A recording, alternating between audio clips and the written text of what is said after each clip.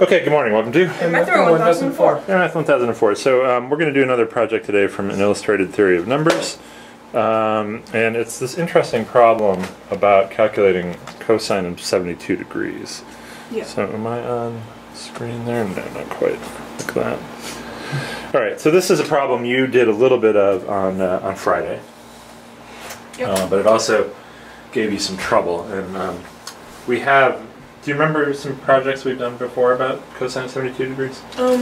Yes, I think we looked at pentagon. We looked at the angles in the pentagon, and from that we could find out what cosine of 72 is. Yeah, it's a neat thing. But we're just going to kind of follow along here. So let me make sure to not forget this. It starts by saying, consider this idea, e to the I 2 pi over 5, and 2 pi over 5 radians is what angle? And that is a 72 degree angle. 72 degrees. Okay, so what is e to the I times 2 pi over 5 equal? This equals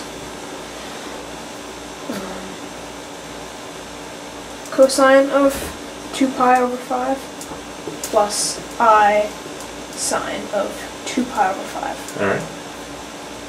And why is that true? If you draw in the right triangle for the angle, the... Go ahead and do that.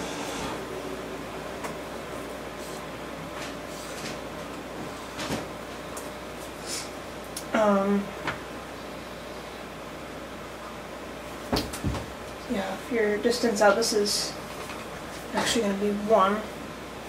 This direction is the real direction, and this is the imaginary direction, so that's why you have the I on the sign.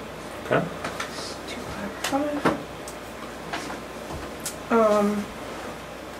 So since this is 1 here, this distance here is the cosine of 2 pi over 5. Alright. And this distance is the sine of 2 pi over 5. So to get to this point, you have to go over cosine 2 pi over 5 and then up sine 2 pi over 5 in the I direction.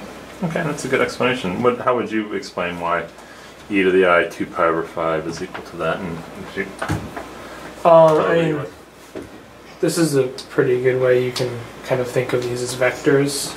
Or another way is you could look at the Taylor series for these, and I guess the Taylor series for E is sort of comprised of cosine and sine, and then when you throw the i's in, the even powers are going to not have i's, and the odd powers will have i's.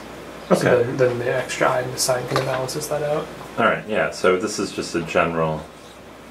This is a specific example of the general property e to the I theta is cosine theta plus I sine theta. And that comes from the Taylor series. So is that all that was really in part A? Yeah, I guess it is. Okay, so let's go to part B.